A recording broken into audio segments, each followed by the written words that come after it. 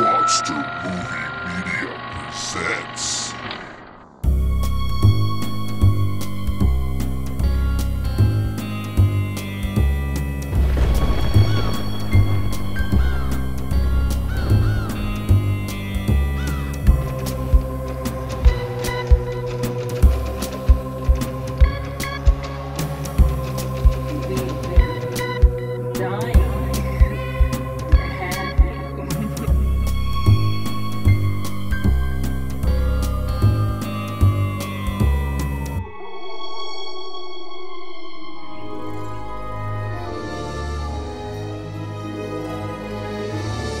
Greetings and welcome to episode 60 of the Creepy Kingdom podcast, a podcast all about the creepiness of the Disney films and theme parks. I am your host, Mr. James H. Carter II, and I'm joined by the evil queen of Creepy Kingdom, Miss Roxy Tart. Hello. Hello. Happy 60th episode. 60, yeah. Yeah, that's awesome. And right now, Disneyland is about to celebrate their 60th year. Yeah, so this is a pretty special episode then, huh? Look at that. You know, we have a lot of special episodes, but Every episode is special. It is indeed, but this one is particularly special because we are going to catch up on some listener email, some listener Facebook messages, and, you know, talk about a few other things that don't merit a whole episode, but, you know, just gonna mix it all up there. A little smorgasbord, if you will. Well, let's be honest. What makes these episodes special are the people listening to them. Like, if it wasn't for you guys, we wouldn't have any episodes. We'd just be talking to ourselves, and we can do that on the phone. Right. So thank you. We dedicate this show to you. Yes, our 60th... To celebrate Disneyland 60th, our 60th episode is going out to you. That's right. The citizens of the Creepy Kingdom. So, without any further ado, Let's begin.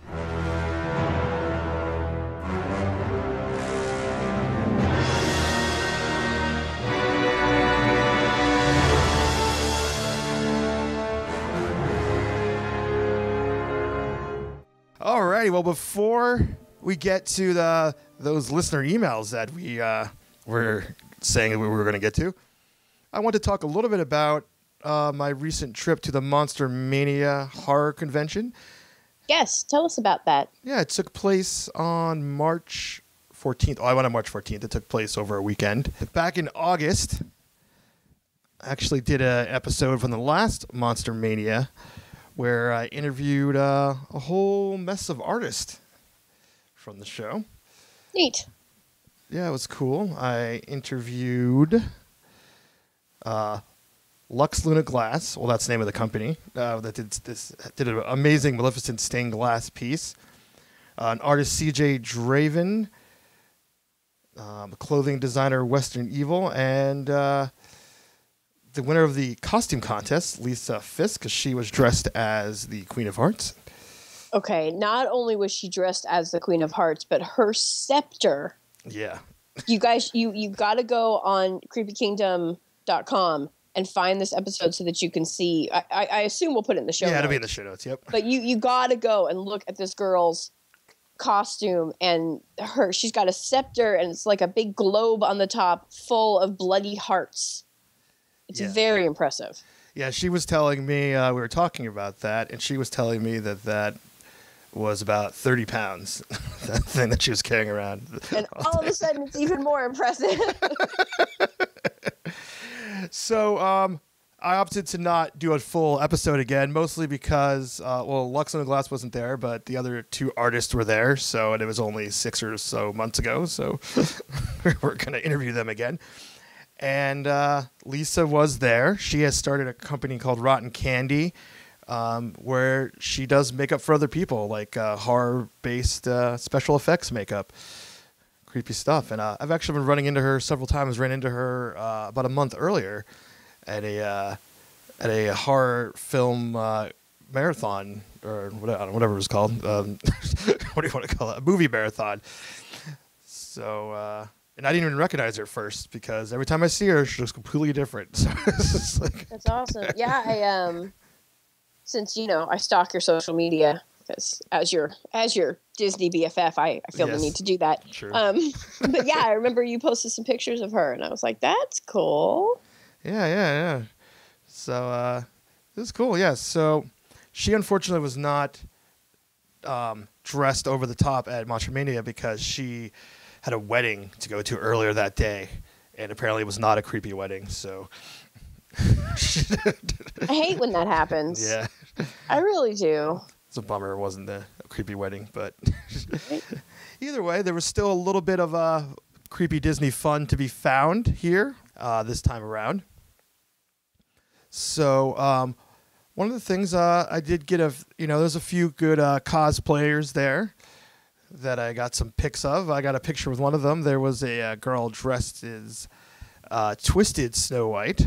Now, if you're not familiar, why I say Twisted, that there is a series of princess drawings where they look all creepy and people repost them all the time they've been circulating for the past 5 or 6 years.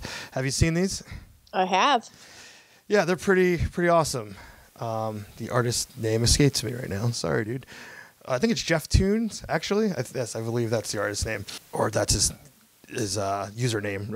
I'm sure it doesn't go by Jeff Toon, but so That's his real name. Yes. He was meant to draw cartoons. it's meant to. Obviously. So this girl was. It is in fact Jeff Toon. Excellent. That's all right. Let's speak it off memory there.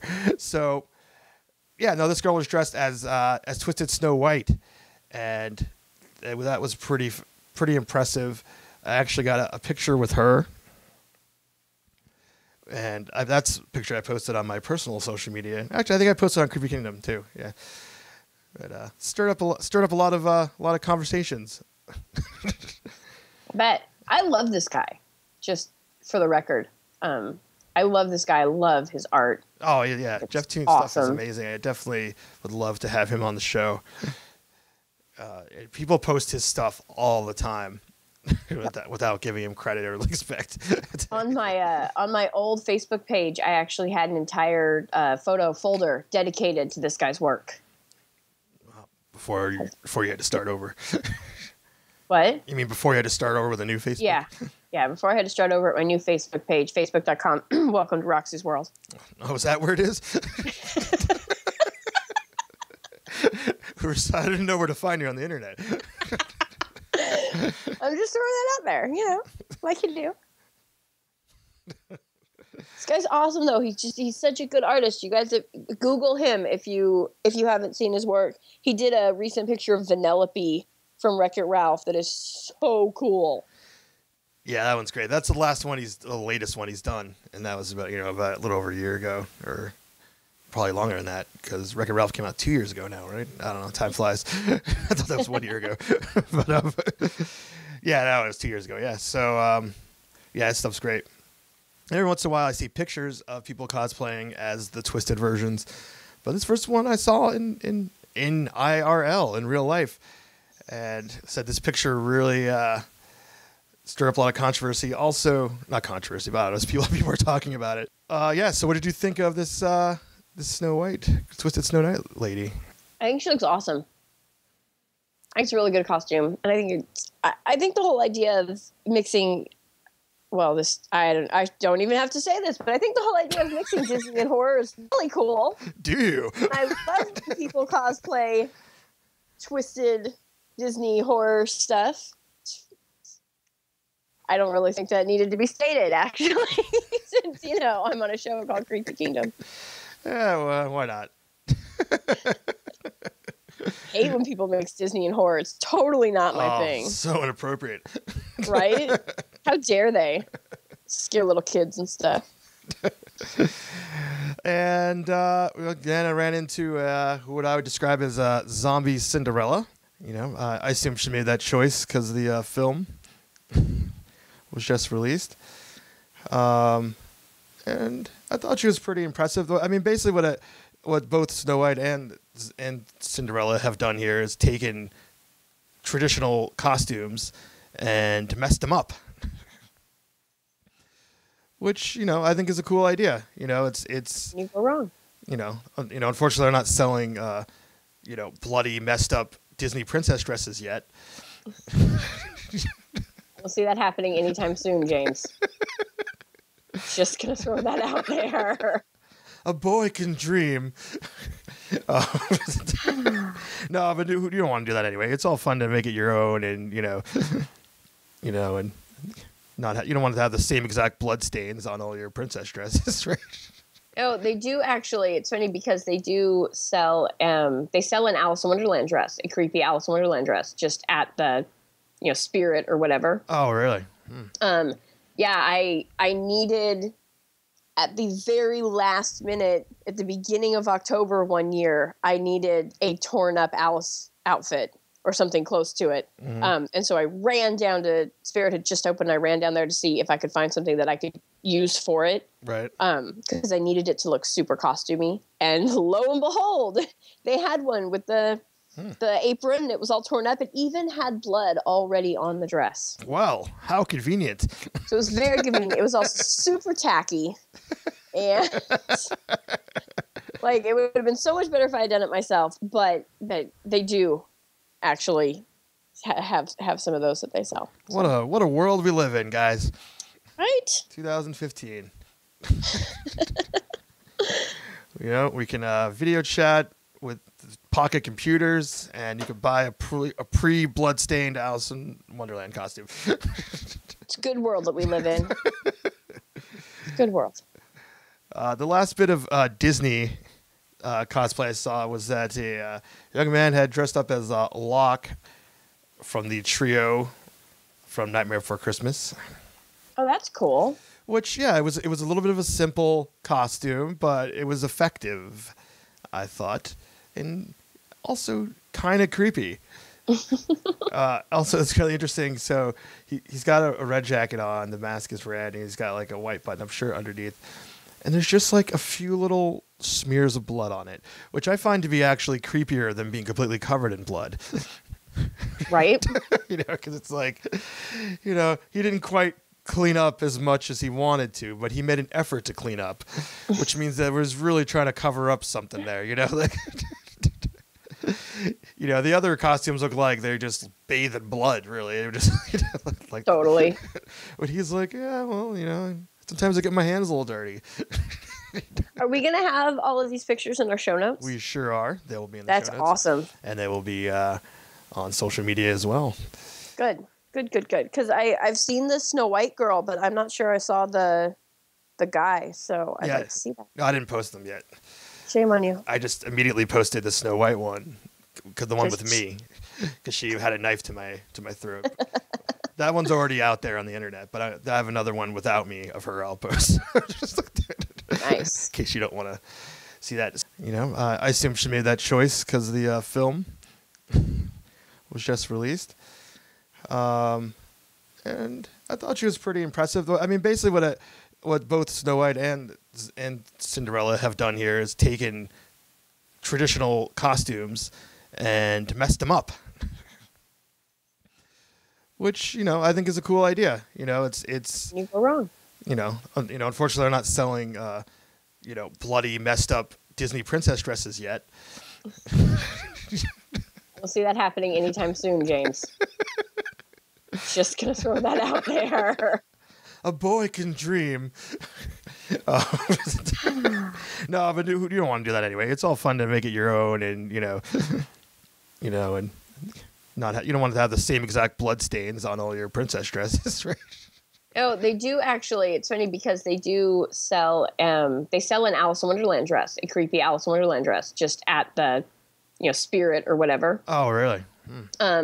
Yeah, I needed at the very last minute at the beginning of October one year, I needed a torn up Alice outfit or something close to it. Mm-hmm. And so I ran down to Spirit had just opened. I ran down there to see if I could find something that I could use for it. Right. Because I needed it to look super costumey. And lo and behold, they had one with the apron. It was all torn up. It even had blood already on the dress. Well, how convenient. So it was very convenient. It was also super tacky. And Like, it would have been so much better if I had done it myself, but they do actually have some of those that they sell. So. What a world we live in, guys. Right? 2015. We can video chat with pocket computers, and you can buy a pre-bloodstained Alice in Wonderland costume. It's a good world that we live in. Good world. The last bit of Disney cosplay I saw was that a young man had dressed up as Locke from the trio from Nightmare Before Christmas. Oh, that's cool. Which, yeah, it was a little bit of a simple costume, but it was effective, I thought, and also kind of creepy. Also, it's really interesting. So he's got a red jacket on, the mask is red, and he's got like a white button-up shirt underneath. And there's just like a few little smears of blood on it, which I find to be actually creepier than being completely covered in blood. Right? Because it's like, he didn't quite clean up as much as he wanted to, but he made an effort to clean up, which means that he was really trying to cover up something there, like, the other costumes look like they're just bathed in blood, really. They're just like totally. But he's like, yeah, well, sometimes I get my hands a little dirty. Are we going to have all of these pictures in our show notes? We sure are. They will be in the show notes. That's awesome. And they will be on social media as well. Good. Because I've seen the Snow White girl, but I'm not sure I saw the guy, so I'd like to see that. No, I didn't post them yet. Shame on you. I just immediately posted the Snow White one, the one with me, because she had a knife to my throat. That one's already out there on the internet, but I have another one without me of her. I'll post. Nice. In case you don't want to see that. Someone had asked where I got my shirt when I posted that. Most people didn't recognize what my shirt was. I had one person say "sweet shirt." It's the portrait from the Haunted Mansion, isn't it? It most certainly is. It is the Medusa face there. God, do you even Disney, bro? I wasn't. I meant. Who wouldn't know that? At the horror convention, only one person knew what it was.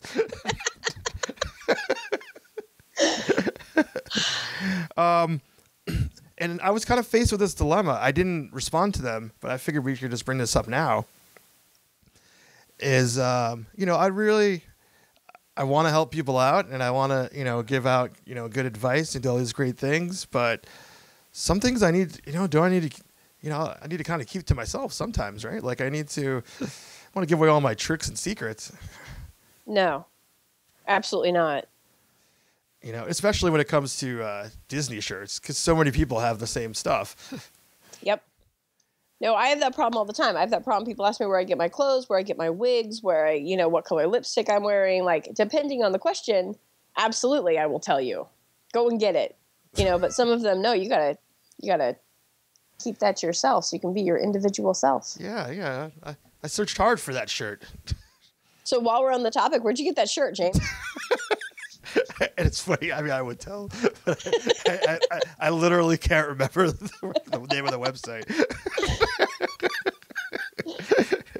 He just doesn't want to tell us, you guys. I'm like, oh my God, why can't? And the funny thing about it was that I just was cleaning out my desk and I had the business card that came with the shirt. And I'm like, what do I need this for? And I tossed the card. And then someone asked me that question. And I'm like, I don't know. Maybe if I search through my emails for receipts or something, I could figure it out. But I don't know. Do you guys believe him? Write in. Post on social media whether you believe James that he has lost the information for this shirt. I lost it. He just doesn't want to share with us. Yeah. I'll dig through the trash right now on the show. Oh my God, he's really digging through the trash. Let's see. You guys, we're recording this over video, and I'm legitimately watching him dig through the garbage to find. I don't know. I'm not seeing any cards in here. It might have been another trash bag ago. All right. I believe you. If you could share, you would. We're gonna pause while James goes and washes his hands. Oh, Purell. It's just paper there. It's not like my kitchen trash can. No, there's no food in there. Not that gross. Jeez. Anywho, the last time at Monster Mania, I scored some really sweet DVDs that I was really, really, really excited about. Because I had never heard of them before. One was the Haunted Mansion story, a 4-disc set. Another one was the Pirates of the Caribbean, History of the Attraction. And another one was a bootleg of Song of the South. So I had quite a Disney score. Yeah, no joke. So I was there. That Haunted Mansion DVD, which I do talk about on that episode, which is, I will link to it, but it's episode 31 if you want to find it real quick. Is what ended up being was that basically, I forget the name of the website now, but something I never heard of before. But anyway, it's basically a fan, documentary from the early 2000s. And it's got some great interviews on there and a lot of great stuff on there. I mean, it's an unofficial thing. It's not an official thing at all. And then they made the Pirates one as well, which was kind of cool. But there's a lot of stuff to Haunted Mansion, which I feel like we're going to get into a little bit later based on some of our emails. But anyways, so yeah, but this time around, I found a DVD which I didn't get, and I really regret it. And now I'm just like, oh, now I got to wait till next time. Nothing haunts us like the things we don't buy. I know. I should have just gotten it. So it's this thing called Dr. Sin. It says Walt Disney's Dr. Sin, was Sin with a Y. So you're like, what the hell is that? and it says, AKA the Scarecrow of Romney Marsh. And like maybe some point in the past year, I came across some kind of thing that says Walt Disney's Scarecrow. I know I posted it on Creepy Kingdom social media. I was just kind of like, I have no idea what this is. I've never even heard of it. Apparently, this is a Disney film that I don't think has been like officially released, because when you find these things at these horror conventions, they sell a lot of like bootleg stuff that's out of print. That you can't get, like Star Wars Christmas special, and stuff like that. You can always find that. It's Song of the South, another example. So yeah, I don't know much about this. I think we need to put together a little research party and find out what we can and do a show on it. Yeah, no, for sure. And I guess I should have bought it. So, but sorry, guys. You really should have bought it. You should have channeled your inner Roxy Tart and bought it. I don't know. It's really confusing, actually. It's like, I feel like it might have been part of some TV special or from the 60s. It's a live action thing, it looks like. I don't know. Whatever it is, Disney sure has tried to bury it under the rug because no one's ever heard of it before. Well, we will go all Nancy Drew on it and see what we can find out. And hey, guys, if you know anything about this Disney Scarecrow Sin thing, let us know. Oh, definitely. Help us out. Help us help you so we can help others. Moving on. Moving on. So yeah, that's. I just wanted to bring up a little bit. It didn't merit its own episode, but just a little bit of little creepy Disney stuff found at the latest Monster Mania, which took place in Cherry Hill, New Jersey, March 14th, 2015. It looked like a lot of fun. Yeah, and if you would like to see way more pictures of non-Disney stuff from that I took, they have been posted on the website nightmarishconjurings.com, which is a new website that I am contributing to in photograph form. If you like horror and horror haunted attractions, which there's check them out. They're very cool. There's a pretty strong chance you do. Right? Maybe. I don't know. But either way, check that out. So let's get to the meat and potatoes here. Potatoes. I got real New York there. Right? Every once in a while, your accent, like. Well, I have this problem where I do these little voices and accents in a mocking manner, and then people think that's just part of how I talk, and it's, Although you live on the East Coast, right? Like, you have lived in New Jersey for a really long time, and I'm telling you right now, every once in a while, yeah, it escapes. I don't know. I think I always sound like I'm from California. Uh-huh. everyone always said, "Oh, when I say I'm from California, it's like, oh, I could tell you sound like you're from California." But I don't know. Maybe it does. What do you guys think? You guys think I sound like I'm from New Jersey or California? Roxy thinks that it escapes. All right, let's get to some emails. Our first email comes from Crystal, who had emailed us before saying that, and I'm paraphrasing, that she had discovered the show and had almost listened to all the episodes. And that was pretty impressive. We were pretty blown away by that. Right? Crystal might be one of our biggest fans. Like, she just tore through those episodes, which is so awesome. Yeah, we, as of this episode, have released 86 episodes. Jesus. It's like, you might be confused since it's episode 60, but in case you're a new listener, we release an episode every day in October of 2014, and only 6 of those were counted as full-length episodes. So that's why we get 86. October was a busy month in the Creepy Kingdom. I thought James was going to have a creepy heart attack. That was insane. I was just recalling that recently. It was also literally the busiest month the entire year for like running my business. So it was like I was out of my mind. I was constantly shooting and then putting out shows every day. That was crazy. So if you want to hear some crazy Creepy Kingdomness, go back to October and listen to the 31 episodes of Creepy Kingdom. Yeah, about 15 or so where I had guest hosts, though. If you want to break from listening to us ramble on, you can hear some other people for those some things in the mix. Why would you want to break from listening to us? I don't think that's very funny. Do you not love me, citizens of Creepy Kingdom? Everyone loves you. Relax. Don't piss me off. Anywho, remember my title, okay? I might sound nice, but you don't want to see me angry. Wow, now you're getting all riled up. We haven't even gotten to all the emails yet. So. All right. All right. So Crystal writes, "Hey, James. Thanks for reading my last email. However, just so you know, my last name is Dudgeon, not Dungeon.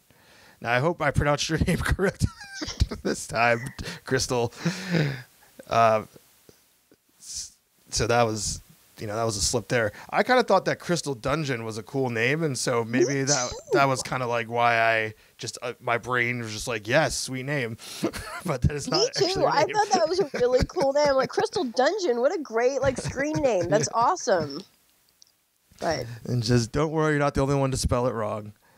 I have listened to all of your episodes now, which that's awesome because she was almost caught up in the last email.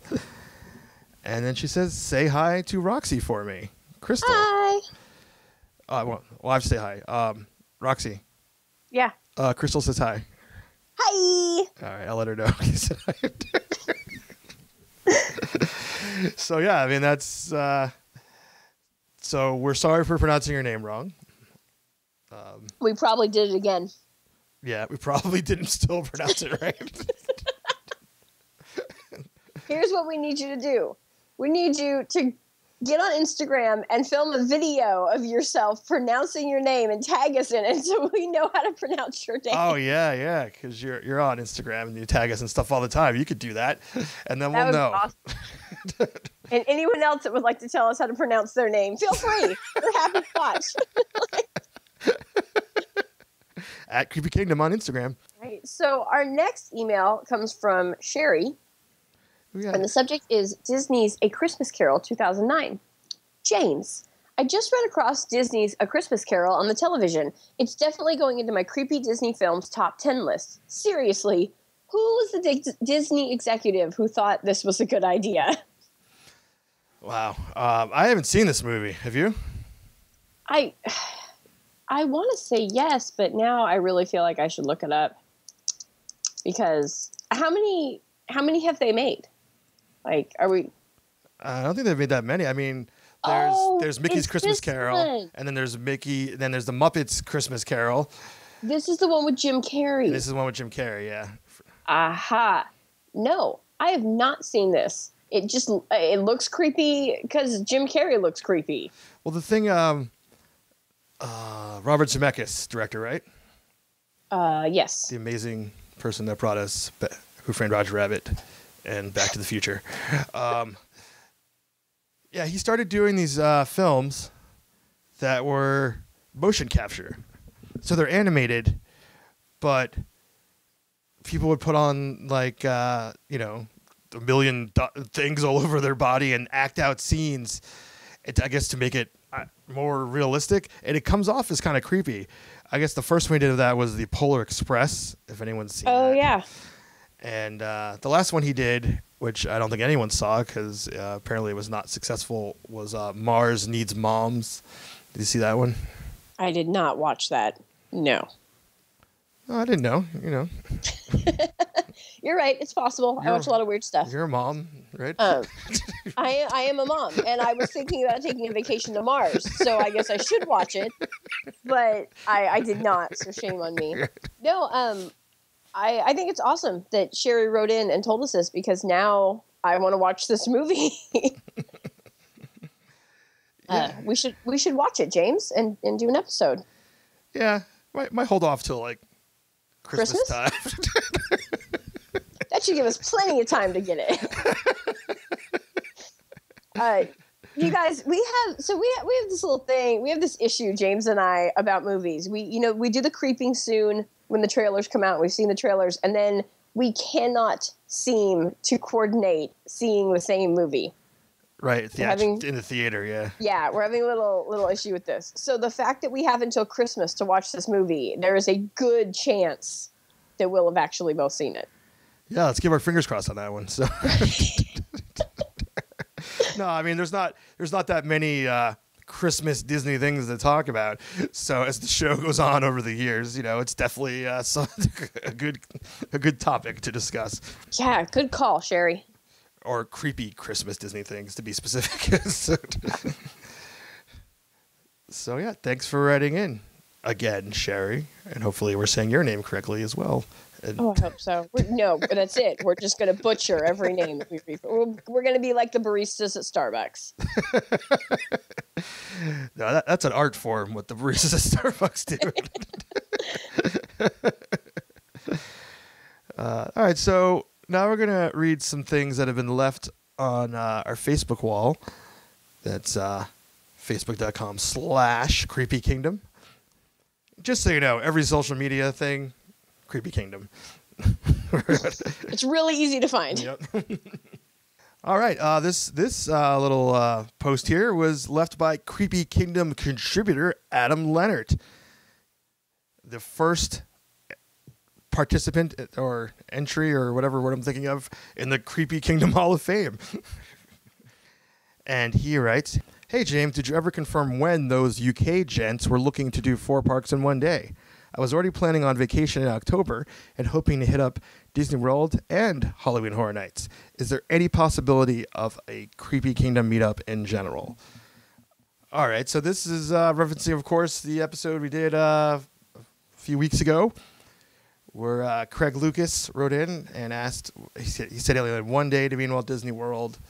What should he do? And then Roxy and I took that and ran with it and came with a complete itinerary of the one-day Creepy Kingdom tour. It was kind of awesome. It was. That was actually one of my favorite things we've ever done. Me too. I think that if we could be there in October at the same time that they were going to be there, that we totally should. Yeah, that date is the October 19th of 2015. I don't know whether I am going to be able to or not.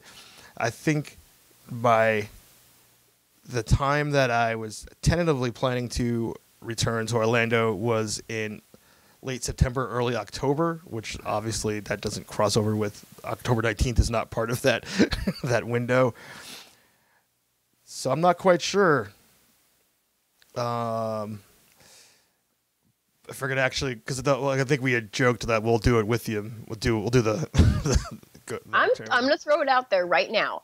If I can get to Disney World that weekend, I'm in California, so if I can get to Disney World that weekend, I will make it happen. And I will do this. And if James can't be there, then I will host the Creepy Kingdom meetup. Oh, well. That's the way you said that. You're just like, you should have seen her body language when she said that. We'll Skype you in. I'll bring my phone and we'll Skype you into the meetup. All right.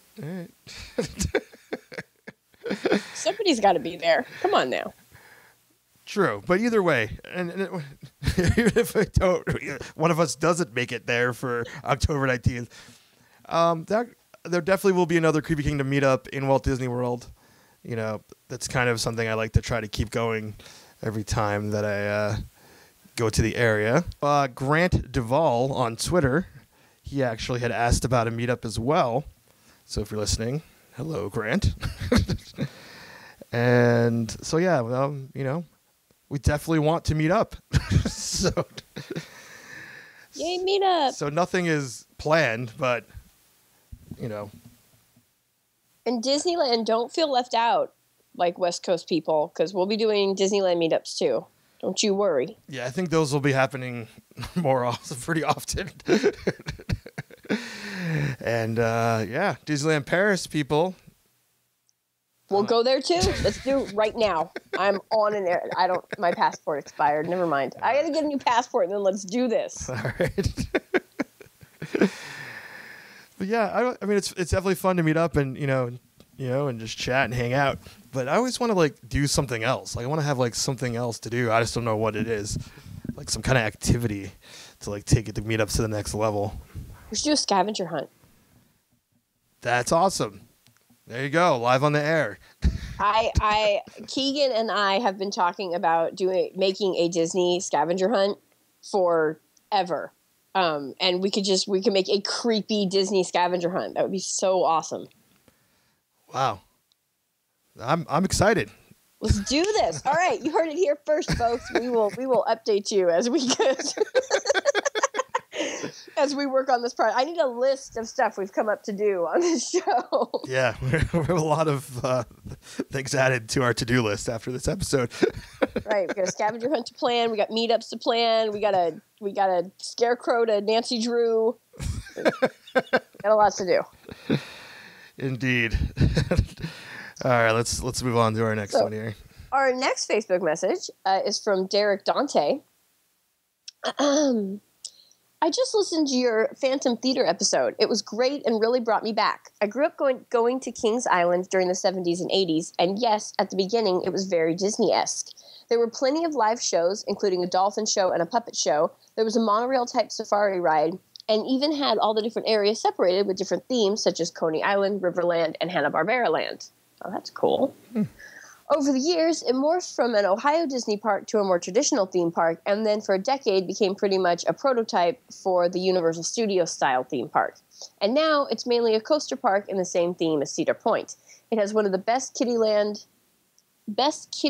around, but nowhere near the finance team level of the previous Hanna-Barbera or even Nickelodeon lands.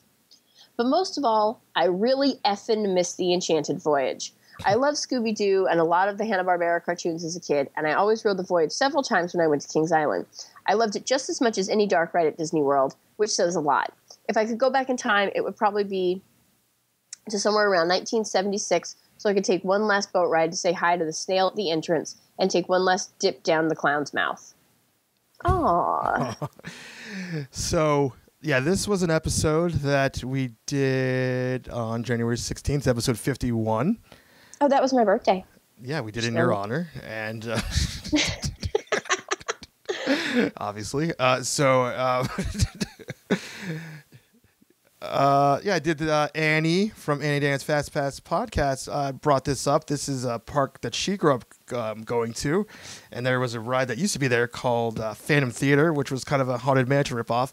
But before it was this Haunted Mansion ripoff, it was this Fantastic Voyage ride, which she said that she rode as a kid but didn't remember because she was really young, which was basically a boat ride into seeing people from the characters from Hanna-Barbera, which apparently, I guess, was pretty decent quality. We here in California in the Bay, we have Great America, and when I was little, it was Hanna-Barbera's Great America. So I think it's really interesting that he brought that up. I kind of thought it was the only one, but it was a Hanna-Barbera park. We had that same kind of stuff with the rides whole from all the park? characters and stuff like that. Yeah. Oh, wow. Yeah, it was owned by Hanna-Barbera, and then the kids part of the park was all like the cartoon themed, and it had like roller coasters and stuff like that. But it was a really cool park. We used to go there all the time when I was little. Wow, is it a Six Flags park now? No, now it is owned by California. Okay. It was Hanna-Barbera. It was owned by Paramount for a little bit, and now it's just California's Great America. Okay, because I know there's a park called Six Flags Great America. I just don't know where it is. Yes, not here. All right. Very cool. Well, I'm glad that you enjoyed that episode, and thanks for writing in, sharing your memories. I know it's a little late on that, but it's never too late in Creepy Kingdom. We liked it. We brought you some good childhood memories back. Yeah, and by we, I mean they, because I wasn't on that episode. No, she was not. And it was mostly Annie, because it was her memories. She brought out, she kind of steered the ship on that one, because I did not experience this at all. So, very, very cool. Alrighty. Our last Facebook post here is from Frank Elder. And he wrote, I read this and thought it'd be a great topic for Creepy Kingdom. And he linked to this article on themeparktourist.com. And if I had that up, that'd be cool. No, there it is. Oh. And it is a great topic. And it's something I think was kind of fun for us to kind of talk about here and dive into. The subject is 5 horrible quote-unquote deaths at Disney theme parks that never really happened. Yep. So these are, I guess, rumors that people start to believe, circulate. Some of these I've heard of, some I haven't. And there's a lot of these stories out there. Mm-hmm. It's like people really want stuff like this to have happened at Disney parks. Disney parks are so good and so clean and so happy that, people want something bad to have happened there. So they have something to talk about, some kind of controversy and stuff. And right. So someone makes up a rumor and tells someone else, and eventually years later people think that it happened. So I think this is a really cool episode because it's 5 Disney deaths that never actually happened. Well, I think that's really neat. I think this happens with Disney in general. I mean, the thing is that some things are true, so it just makes everyone believe everything that's out there. Like, especially a lot of the rumors from the Disney films from the 80s is that there are a lot of things that were snuck into the movies that were inappropriate. Yes, the rumor that the artists during the Disney Renaissance 80s and Disney Renaissance era were not happy, so they decided to stick it to the man and sneak all this stuff in. And people see what they want to see. Oh, are you trying to say that there's not things in there that are blatantly put in there? I think that there are, but I don't think that there are as many as people would like to believe. All right. Seriously, I mean, come on. People really see what they want to see. Oh, sure. And if you point something out and you're like, this is this, people are going to look at it and be like, oh, you're totally right. Yes. And then other people are going to look at it and be like, I don't see it. So right. I just brought up to say there are things that were actually true. That's all.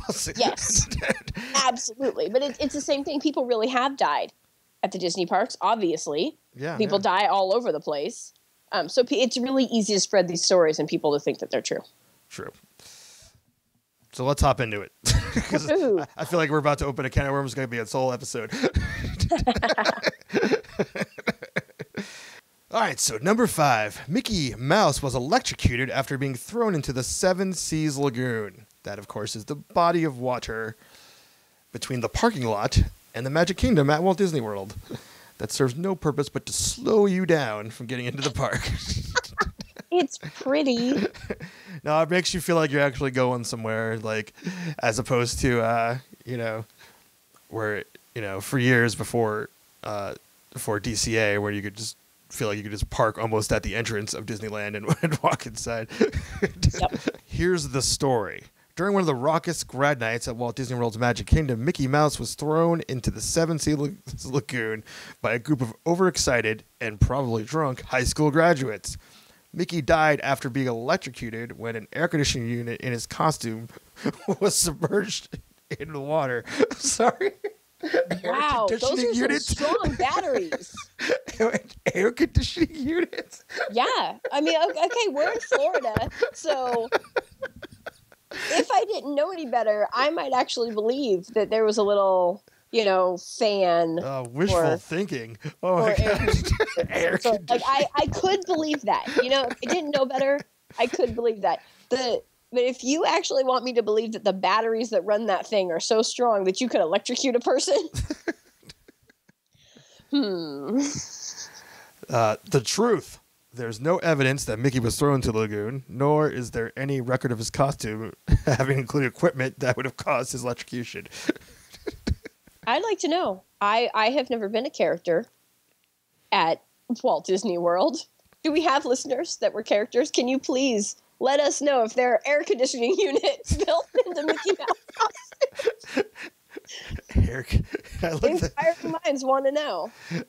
I love the. It didn't even say like you said a fan or something. Like that's something that actually is more believable. Like an air conditioning unit, like something that would like hum like, and then like there's like little Freon things in the ears, or like I believe it. I totally believe it. Water drips out, like. Oh God! All right, number 4. The Magic Kingdom's Pirates of the Caribbean is haunted by a dead welder named George. The story. At the Magic Kingdom, cast members working on Pirates of the Caribbean warn newcomers about the ghost of George, which supposedly haunts the attraction. George is said to have been killed during the construction of the ride, either by electrocution or by a falling beam. This is one of those stories that, unlike Mickey Mouse being electrocuted, totally could have happened. Right. That sounds realistic. But the truth is, the reality is that there was no George, and that nobody died during the construction of Pirates of the Caribbean. In the excellent Reality Land, author David Coing speculates that it's probably an amalgamation of 2 workers who actually died in the years following the attraction's opening elsewhere at Walt Disney World. One was killed during the construction of an aluminum boat for the Seven Seas Lagoon, while the other was electrocuted while working in a tunnel. All right, I have some things to say about this one. So we've actually had this topic brought up twice before on Could Be Kingdom. Once when the aforementioned Adam Leonard came on the show. He is a former cast member at Walt Disney World's Magic Kingdom from Pirates of the Caribbean. And one of the things he says that every night before, they leave the ride for the night, that one cast member has to say, "Good night, George." And if they don't, the next day, something always is majorly screwed up. So they do say that every night. So it's not true, but it is a really cool little Disney urban legend that has sparked a tradition. Yeah, that. Thanks, James.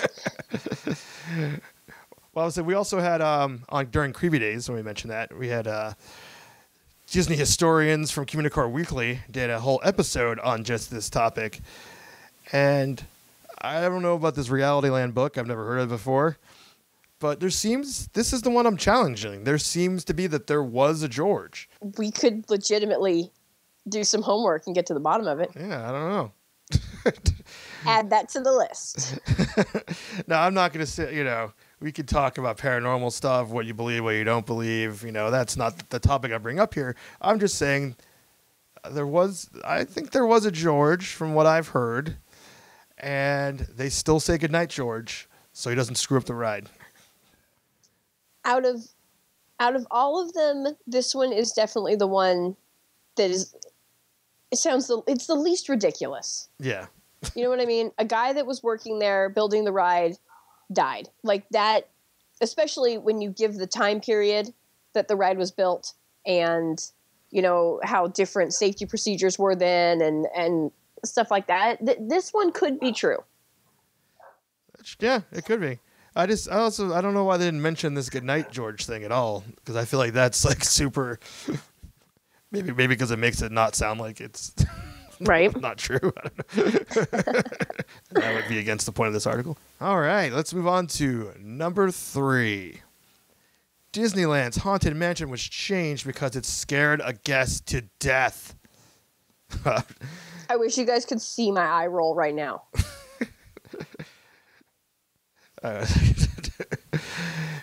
The story. Shortly after Disneyland's Haunted Mansion opened, a rider was so terrified that he died of a fright-induced, quote-unquote, heart attack. Disney closed the ride and retooled it to make it less scary. The truth. While the Haunted Mansion's construction was horribly delayed, it began in 1962, but the ride did not open to the public till 1969. No such changes to the ride have been made.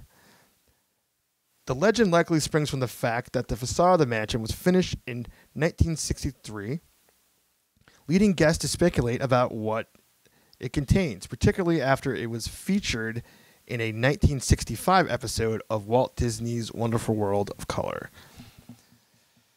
So yeah, then that's pretty much the story, is that a lot of speculation built up about what was in there in the, you know, what was that, 7 years since the facade was built when the ride opened. Could you imagine something like that? No. I mean, no. Disney's pretty slow at building rides these days, but if they actually had a facade up for 7 years. No, that is crazy. Now, there's a lot of things that happened during that time. The development of the Haunted Mansion, which I've gotten here so many different bits and pieces of stories. There's books I've read. There's that aforementioned DVD that I got, is one of the most complicated and craziest things that Imagineering has ever done. You know, and too many people wanted their own take in it, and also this is during the part where Walt Disney got really sick and passed away, and so obviously he was steering the project, and then he wasn't, and it's crazy. I mean, really, if you need a reason to look at and be like, why did this go on for so long? That's your reason. You know, Walt Disney got sick and he died, and he ran everything. He had his hand in everything at the park, so it makes sense that they would have to take a step back and be like, okay, Walt's gone, you know, what do we do? But I do feel like whatever happened with this attraction is like lightning in a bottle. Like all these different things that came into play, the conflicts, the changes, Walt not leading the project anymore. Like, you know, I feel like it turned out perfectly. So it's like, well, we all know, anyone that's a fan of the Haunted Mansion knows that the Haunted Mansion is really two different visions. Mm. You know, there's the first part, which is a little darker and a little creepier, and then you get to the graveyard scene, which is a little more fun, a little more campy and whatnot. But if there was any way possible that this rumor was true, I want to see the Haunted Mansion before they changed it. Okay? Let's go back in time and see that, because I want to see the mansion that scared someone to death. I can't even imagine what that would be in 1969 at Disneyland. Right? Like, no. So false. So false. So false. On to number 2. All right. The Magic Kingdom's Space Mountain decapitated a rider. The story. A panicked guest stood up while riding Space Mountain. He was struck by a low-hanging metal ridge, and he arrived back at the station with his head missing. Wow. Wow.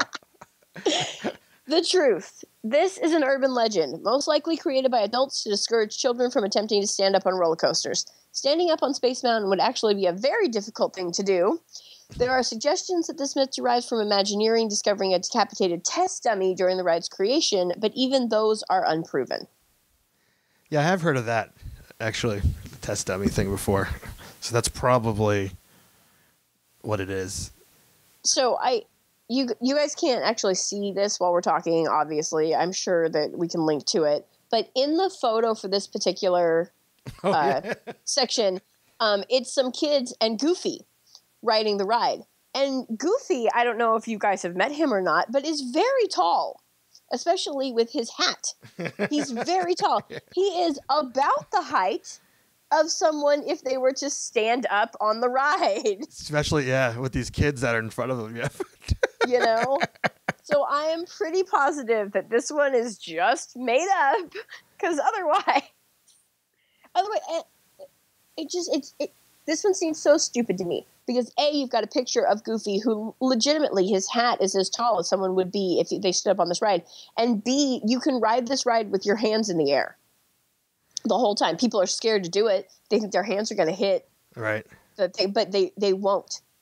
You know, a tall person can put their hands up and not hit. So unless the person that stood up and was decapitated was like 7 feet tall, like... First of all, how can you stand up? Like, you're in restraints. That too. Like, I mean, it's just a lap bar, so I guess.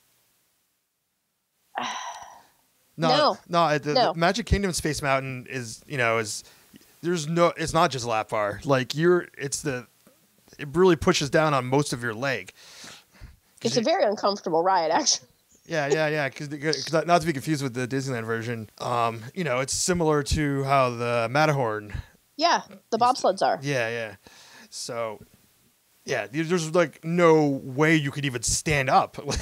No, that one's just ridiculous. Like, you could maybe like stretch, like, and try. But even then, like, maybe if you're the tallest, like a 7-foot person, stretching as much as they can to up forward and lifting their arm as far up as they can, that might touch their finger, but they certainly wouldn't lose their head. No. This is I totally agree with what the thing says. This is an urban legend that was made up to scare kids into staying in their seats. So sit down, kids. Sit down, everyone, okay? Don't get up on ride. Don't be stupid. I can't stress that enough. Don't be stupid when you're on a ride. Got it. Thank you. I really needed to just throw that out there. And number 1, Disneyland Skyway was closed because a rider fell to his death. The story. Disneyland Skyway was closed in 1994 because a guest fell out of one of its cable cars and died. The truth. A man did fall from the Skyway in April 1994. He landed near a tree in the Alice in Wonderland ride and was treated for minor injuries. He claimed he had fallen out of the car and sued Disney, but later admitted he had, in fact, climbed out of it. The Skyway was shut down for economic reasons. So I actually remember this. I remember this happening. I remember this the story of all of this. I actually don't. Really? Yeah, I really don't. Yeah. I remember this. I was a teenager at the time, and I was kind of morbid, and I've always loved Disney, so I remember this story. And I don't remember like when it actually happened. I don't remember being on the news, but I remember the rumors that the Skyway had closed because this guy had fallen out of it and died. And then I remember that, all of these people were like, no, this did not happen. Yes, someone fell out. He was just hurt, but he didn't even fall. He climbed out. He did it on purpose. It was a whole scam. Right. So I remember all this. Also, I just want to point out that the Skyway's ride cars were called buckets, not cable cars. Just gonna. Yeah, I was confused by that actually when I first read it. To the person who wrote this article, if you're listening, Nick Sim.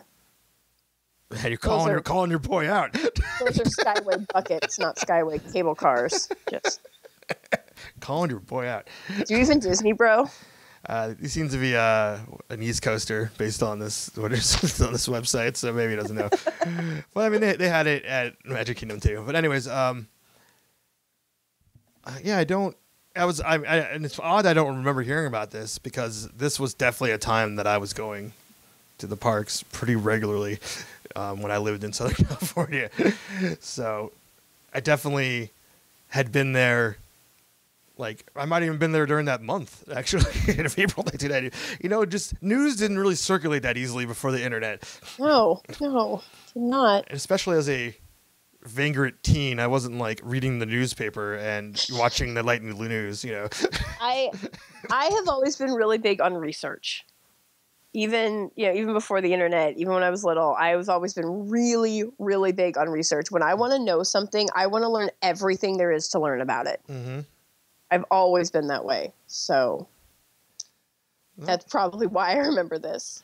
That's cool. I also remember when I was little, my dad took me to Disneyland and we were riding the Skyway. It was me and him and his girlfriend and his girlfriend's daughter. And I was looking over, I was on my knees on a little bench looking over the side. And he was like, you should sit down before you fall. And I said, what if I jumped? If I jumped, would I live? And he was like, sit down. Wow. But I was really legitimately curious. I remember legitimately being curious about, what I didn't understand it then, but like the physics of a fall and from heights and stuff like that. Would I live if I could I hit a tree? Could I land on a building top? Like, well, good thing you didn't find out the hard way. I know, right? Thanks, Dad, for telling me to sit my butt down. I do miss the Skyway though. I thought it was fun. I loved, my favorite part of it was going to the Matterhorn. I always thought that was really cool. Me too. I guess it cost too much money to run. I don't know. Sad though. It was a cool ride. Yeah, I think those are just like done everywhere. Because they used to have one of those at my local Six Flags, Great Adventure. And that one was huge. As far as I know, we still have one at the former Hanna-Barbera's Great America. Ooh, let's go out there and ride it. The one at Great Adventure was terrifying. It was like probably 3 times the height of like the one at Disneyland and like twice as long. We also have one at the boardwalk in Santa Cruz, which the boardwalk it's on the beach, right? So you've got the ocean and the beach, and then the boardwalk is raised. Okay. So this skyway on top of the boardwalk that's right on the edge. So when you look down, you're looking at the sand. It looks terrifying. It's not as high as you think it is, but it looks terrifying.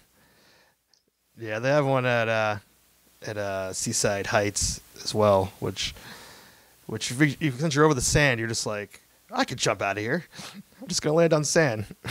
Right? Well, that's how I felt at Disneyland. I could jump out of here. I just have to land on a tree. Like, I could hit that building. Right. But why do I'm so glad I have a responsible dad to take care of me. Well, Frank, that was a great topic for the show, and thanks for bringing it to our attention. Yeah, Frank, you rock.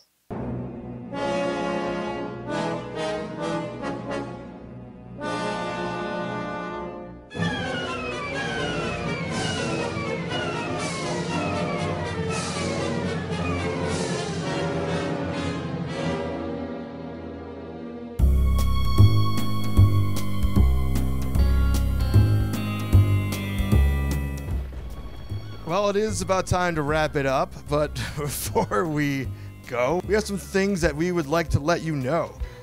Now, to reiterate, what is the theme of this episode is that you can get in touch with us. All you need to do is email us at creepykingdom@gmail.com. And you can also leave us a review in the iTunes store. Did you know that? I did know that. Great. Did you leave a review? I believe I did. All right, great. Thanks. You're welcome. Roxy did it. So could you. Even Roxy can do it. That's right. Even Roxy. It's simple enough that Roxy can do it. I have faith in you guys. Go prove that you are smarter than Roxy Tart. Roxy, we got an iTunes review in the UK iTunes store, which we don't readily have access to in the United States. No, so UK people, if you're leaving us reviews, thank you so much. We don't normally get to see them. We have to have them sent to us. Yeah. But yeah, we got a 5-star review in the UK iTunes store that says, just because I'm an adult doesn't mean I can't love Disney. This show is a testament to that. There is a more grown-up side to Disney, something creepier in fact. James is a great host, and I really enjoy his minions that help him out on a regular basis to keep the kingdom running. Great show. Thanks. That's awesome. That's from MOS 6502. And like that pretty much sums up what our show is and what we are. We are grown-ups who love Disney. You do not have to be a child to love Disney, and especially, living that creepy stuff of Disney. And I had said before the show started that I was going to bring this up, which is good that it's left towards the end. But I love being a minion here on James's show, Creepy Kingdom. It is my life goal to minion for James. Oh yes. My minion, Roxy. Do my bidding. I've only saying this to her because we're on the other sides of the country right now. Oh, it's cool. Time to end the show. 3,000 miles. The has jelly beans to eat.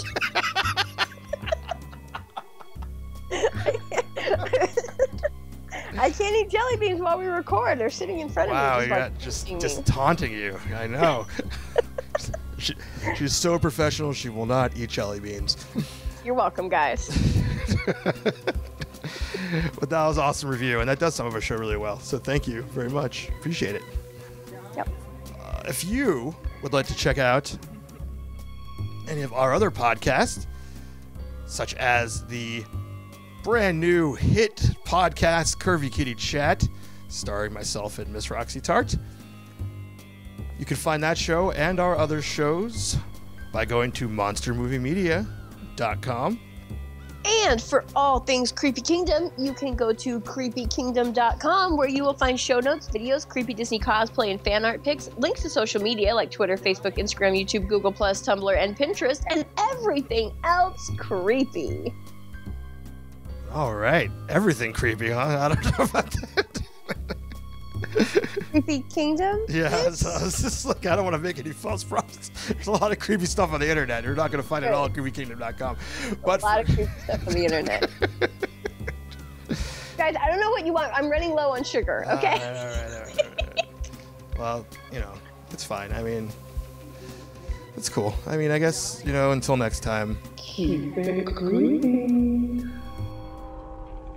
I have to go now. It's midnight. Pleasant dreams.